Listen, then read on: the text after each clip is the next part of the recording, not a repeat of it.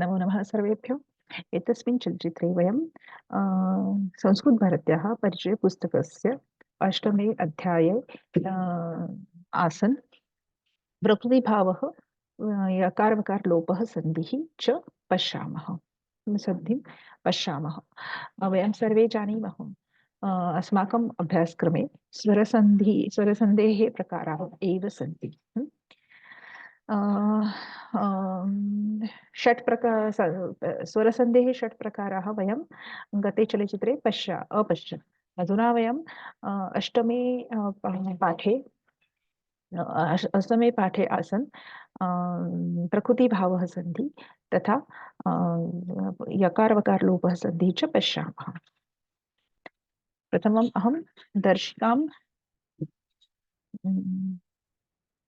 अहं दर्शिकां शेर् करोमि।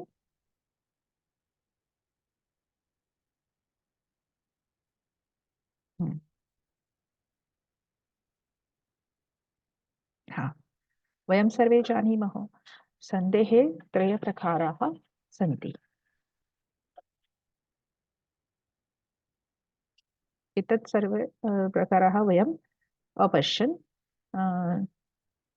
स्वरसन्धि, व्यञ्जनसन्धि, विसर्गसन्धिः एते सन्धेः त्रयप्रकाराः सन्ति। स्वरसन्धेः अष्टप्रकाराः सन्ति। दीर्घ सवर्ण दीर्घसन्धि, गुणसन्धि, वृत्तिसन्धि, यणसन्धि, अयादिसन्धि, अयादि अथवा यान्तवान्तसन्धि। अयादिसन्धेः द्वितीयम् अपरं नाम अस्ति यान्तवान्तसन्धि। पूर्वरूप संधि, पररूप संधि, प्रकृतिभाव संधि। एतेषु संधि प्रकारेषु पररूप संधिः अधुना अस्माकम् अभ्यासक्रमे नास्ति।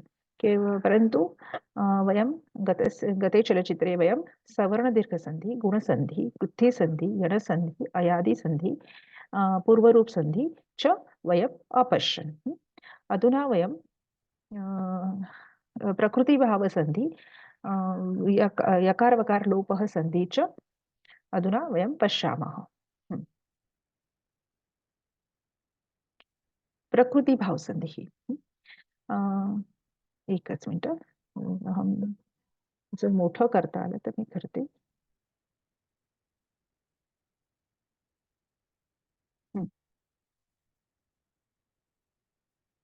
एक निमिष. शक्यमस्ति चेत् वयं कुर्मः अथवा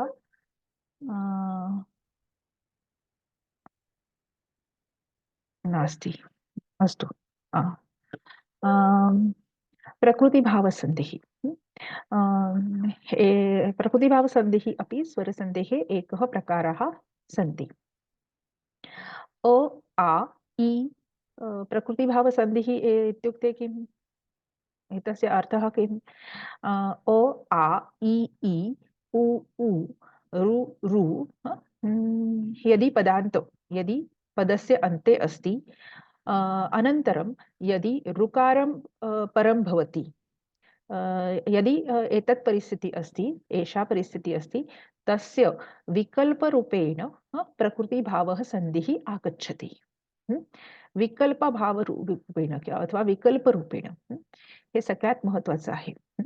म्हणजे अ आ इ ई उ उ रु रू या शब्दानंतर किंवा हे जर वर्ण पदांत असतील, म्हणजे शब्दाच्या एंडला असतील आणि त्यानंतर जर ऋकार येत असेल, तर प्रकृतिभाव संधी होतो. प्रकृतिभाव संधी म्हणजे काय?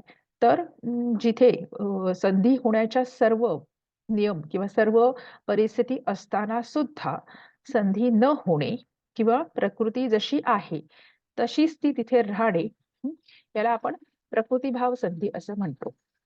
म्हणजे संधी असण्याच्या सर्व परिस्थिती किंवा सर्व कंडिशन्स तिथे असताना सुद्धा जेव्हा आपण त्याच्या संधी करत नाही, त्यावेळेला आणि जशी प्रकृती आहे तसाच तो शब्द ठेवतो, तेव्हा त्याला प्रकृतिभाव असे संधी असं म्हणतात.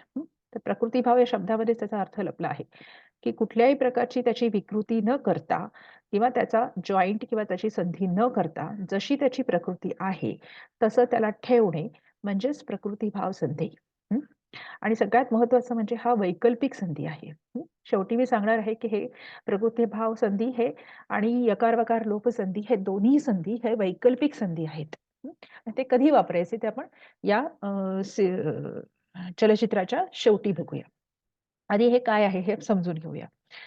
सो आता उदाहरण बघूया आपण हे, की ग्राम ऋषभ. हं. ग्राम ऋषभः अथवा महाऋषिः अथवा वर्षा ऋतुः.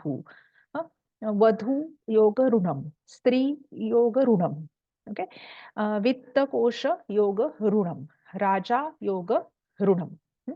आता इथे काय झालंय, ग्राम योग ऋषभमध्ये अ योग ऋ असं आलं आहे. आता काय म्हणूया आपण त्याला, अयोग ऋ जिथे आलेला आहे, तिथे गुणसंधी व्हायला पाहिजे होती. बरोबर आहे? किंवा महा अधिक ऋषी मध्ये महर्षी असं यायला पाहिजे होतं. बरोबर आहे? कारण यणसंधी होणं अपेक्षित होतं. त्यामुळे तिथे वर्षा योग ऋतूमध्ये वर्ष ऋतू असं होणं अपेक्षित होतं. वर्ष ऋतू असं होणं अपेक्षित होतं, यणसंधी. बरोबर आहे? त्याच्यानंतर उदाहरणार्थ वित्तकोश, वित्तकोशर्णम असं होणं अपेक्षित होतं. राजा अधिक ऋणम याच्यामध्ये काय म्हणू आपण त्याला, इथे काय म्हणू आपण, म्हणजे राजऋणमच्या ऐवजी राजर्णम असं होणं अपेक्षित होतं. बरोबर आहे? हे जे पहिले आपण संधी जे बघितले त्या नियमानुसार. परंतु प्रकृतिभाव संधी करणे म्हणजे सगळ्या योग्य परिस्थिती असताना सुद्धा तो संधी न करता जशी त्या शब्दाची प्रकृती आहे तो तसाच्या तसा ठेवणे. मग आता इथे उदाहरणार्थ ग्राम योग ऋषभ, त्यांनी तसाच्या तसा शब्द ठेवलेला आहे, ग्राम ऋषभ. म्हणजे त्याची संधी न करता ते दोन शब्द फक्त एका शब्दामध्ये बाजूबाजूला ठेवलेले आहेत. याला आपण प्रकृतिभाव संधी असं म्हणतो. आता ह्याच्यात एकच नियम आहे, की म्हणजे कुठल्याही प्रकारचा संधी न करता तो तसाच्या तसे शब्द, दोन शब्द बाजूबाजूला लिहायचे. आता फक्त याच्यात एकच नियम आहे, ते म्हणजे जर पहिला स्वर जर दीर्घ असेल, तर त्याचा तो ऱ्हस्व स्वर होतो. म्हणजे आता ग्राममध्ये ऱ्हस्व आहे, परंतु महामध्ये आ दीर्घ आहे. मग त्यात आ दीर्घचा होतो. ओके. किंवा आता वर्षा, आ दीर्घ आहे, तर वर्ष ऋतू असं होतं. किंवा वधू, ऊ दीर्घ आहे, तर तो ऊ ऱ्हस्व लिहायचा, वधूऋणम. स्त्री दीर्घ आहे, स्त्रीमध्ये दीर्घ ई आहे, तर त्याचा ऱ्हस्व ई करायचा. हा एवढाच याच्यामध्ये नियम आहे. म्हणजे दोन शब्द हे तसेच्या तसे जसे प्रकृतीमध्ये आहेत, जशी त्यांची प्रकृती आहे, तसा कुठलाही संधी न करता ते तसेच्या तसे लिहिणे किंवा तसेच्या तसे त्याचा संधी करणे. जनरली आपण संधी करतो म्हणजे पहिल्या शब्दाचं शेवटचं अक्षर आणि दुसऱ्या शब्दाचं पहिलं अक्षर मिक्स करतो एकमेकांमध्ये. त्यांचा जॉइंट होतो, त्यांचा संधी होतो. परंतु ह्या संधीचं जसं नाव आहे, की अशा प्रकारचा जॉइंट किंवा मिक्स न करता फक्त हा शब्द आणि हा शब्द हा एकत्र लिहिणे. हं. त्याला प्रकृतिभाव म्हणजे जसा तो आहे त्याच्यामध्ये कुठलीही विकृती किंवा त्याच्यामध्ये कुठल्याही प्रकारचा बदल न करता तो तसाच्या तसा दोन शब्द एकत्र करून एक शब्द निर्माण करणे म्हणजे प्रकृतिभाव संधी. त्याची प्रकृतीमध्ये कुठेही छेडछाड करायची नाही. आता असं का करायचं? हा एक वेगळा विषय आहे. तो आपण शेवटी बघूया. त्यामुळे आता अशी अनेक उदाहरणं जिथे अ, आ, इ, ई, उ, ऊ, ऋ नंतर ज्या ठिकाणी ऋ येस असेल, तिथे गुणसंधी होऊ शकतो काही ठिकाणी, यणसंधी होऊ शकतो काही ठिकाणी, सवर्ण दीर्घ संधी पण होऊ शकतो काही ठिकाणी. आता जसं पितृ ऋणम, ओके? पितृ अधिक ऋणम. इथे ऋ आहे, ऋ योग ऋ, दीर्घ ऋ व्हायला पाहिजे सवर्ण दीर्घ संधीनुसार. पण तो करायचा नाही. पितृ आणि ऋणम हे शब्द पितृऋणम असे एकत्र लिहायचे. त्याला या प्रकाराला आपण प्रकृतिभाव संधी असं आपण म्हणतो. आता पुढचा संधी आपण बघूया. यकार वकार लोपसंधी. आता आपल्याला यकार वकारच्या आधी आपण एकच मिनिट, अयादी संधी किंवा यांतवांत संधी बघूया.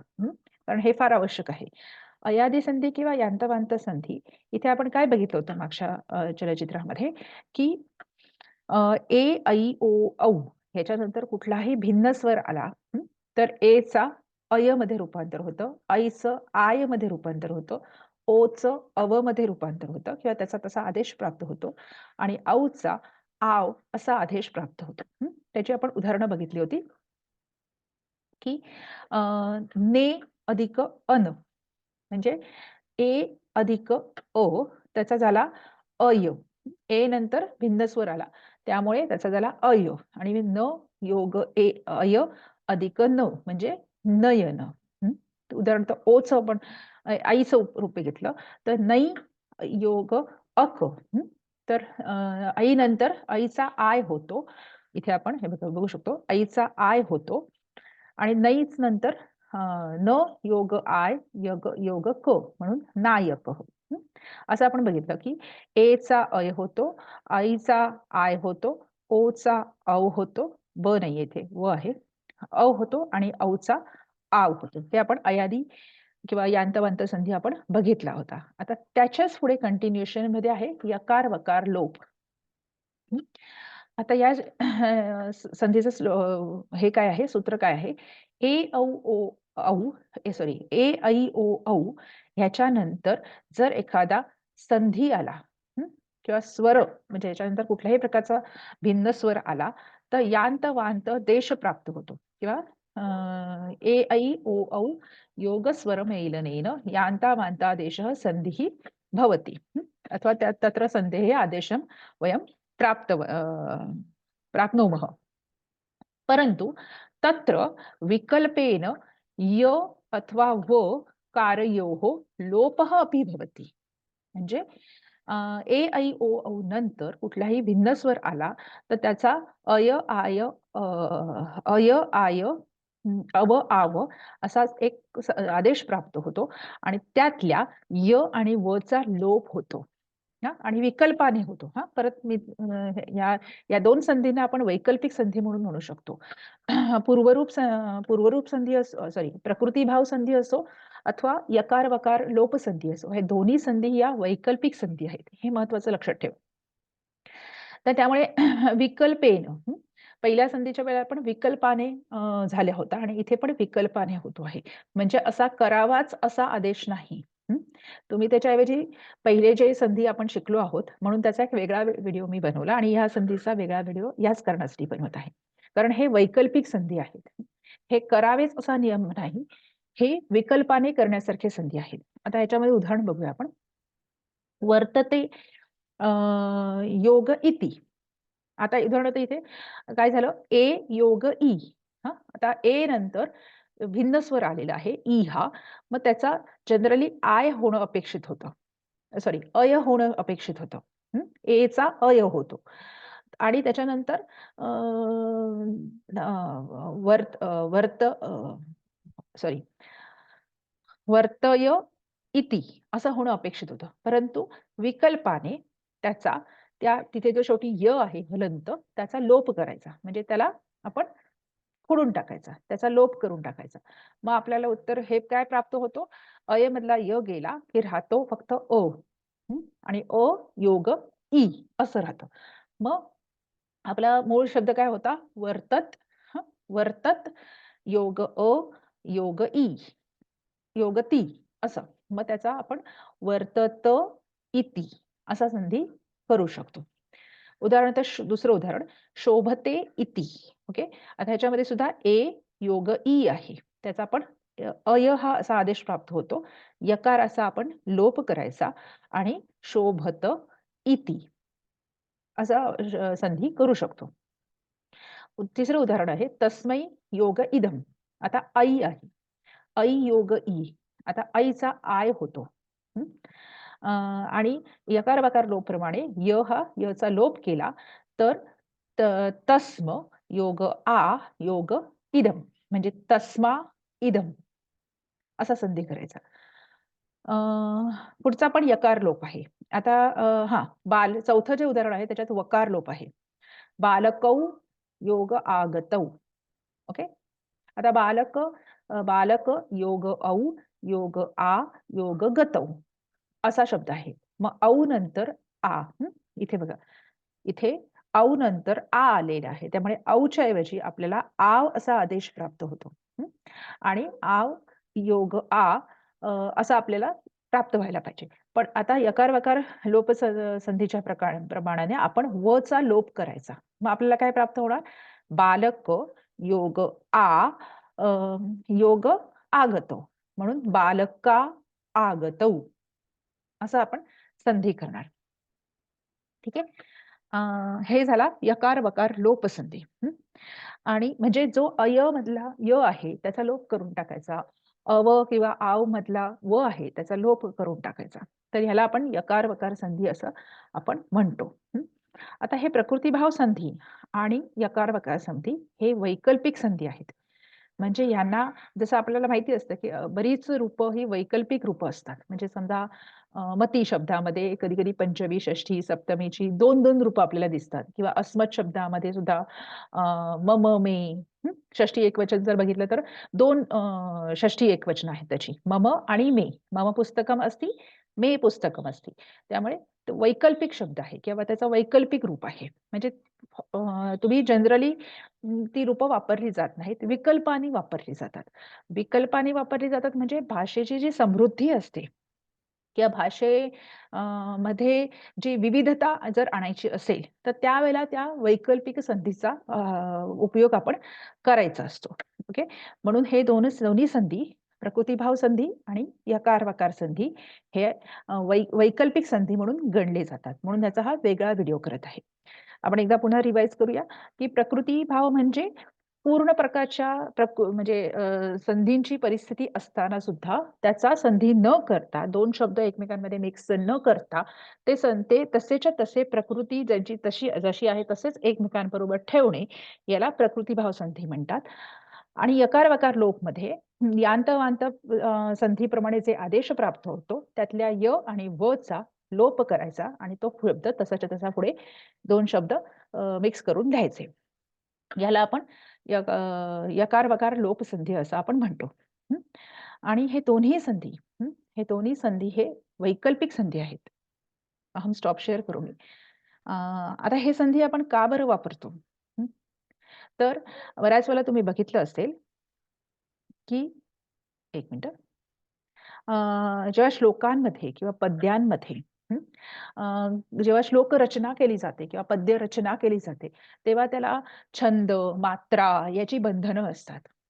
तेव्हा काही वेळेला काही संधी हे किंवा त्यांच्या ज्या मात्रा असतात त्याच्या त्या छंदामध्ये बसत नाहीत. मग त्यावेळेला अशा प्रकारचे वैकल्पिक संधी, कारण श्लोकांची जी रचना असते किंवा पद्याची जी रचना असते त्याच्यामध्ये एक नियमबद्धता असते. म्हणजे त्याला एक साचा असतो. आपण असं गद्यामध्ये जसं भरपूर लिहित राहतो, तसं नाही लिहू शकत त्याच्यामध्ये. तो एका प्रकारच्या साच्यामध्ये किंवा एका प्रकारच्या ह्याच्यामध्ये तुला बसवावं लागतं. मात्रांची त्याला बंधनं असतात. मग त्यावेळेला जेव्हा जर असा एखादे शब्द जेव्हा त्यांची संधी करून नॉर्मल स्वरसंधी करून त्याच्यामध्ये जर बसत नसतील, त्या मात्रेमध्ये काही मात्रा दीर्घ होतात. अशा प्रकारचे आता समजा आय वापरला, आव वापरला, ओके किंवा यणसंधी केला. कारण यणसंधीमध्ये बऱ्याचशा गोष्टी मिक्स होतात. होतो, होतो. ओके. तर अशा वेळेला जेव्हा कारण मात्रांचं म्हणजे काय म्हणू मात्रा खूप कट टू कट फॉलो करावे लागतात. काही ठिकाणी 3.5 मात्रा असतात, काही ठिकाणी 5.5 मात्रा असतात. तर यांचं काटेकोर पालन करावं लागतं श्लोकांची रचना करताना. ओके. मग त्यावेळेला सर्व इतर संधी असताना सुद्धा किंवा इतर नियमामध्ये ते बसत असताना सुद्धा स्वरसंधीच्या ते न करता हे वैकल्पिक संधी वापरले जातात. म्हणजे जसं आपण पहिल्यांदा प्रकृतिभाव संधी बघितला, की संधीच्या पूर्ण कंडिशन्स तिथे फुलफिल करत असताना सुद्धा किंवा तिथे संपूर्ण परिस्थिती तिथे असताना सुद्धा तशा प्रकारे कुठलाही संधी तिथे करायचा नाही, तो तसाच्या तसा ठेवायचा. तर त्याला अन्य पण काही बरेचसे नियम आहेत, की का असं करायचं? ओके. सो ते आपण नंतर बघू. यकार-वकार लोप तर मात्रा किंवा आणि अशा प्रकारच्या या वैकल्पिक संधींचा उपयोग हा बऱ्याच वेळेला पद्यांमध्ये आढळून येतो. किंवा वेदांमध्ये आढळून येतो. ओके. सो अशा प्रकारे आपण एवं प्रकारेण वयं प्रकृतिभाव संधीः संधेः यकार-वकार लोपसन्धेः अपि अभ्यासम् अकुर्वन्. धन्यवाद.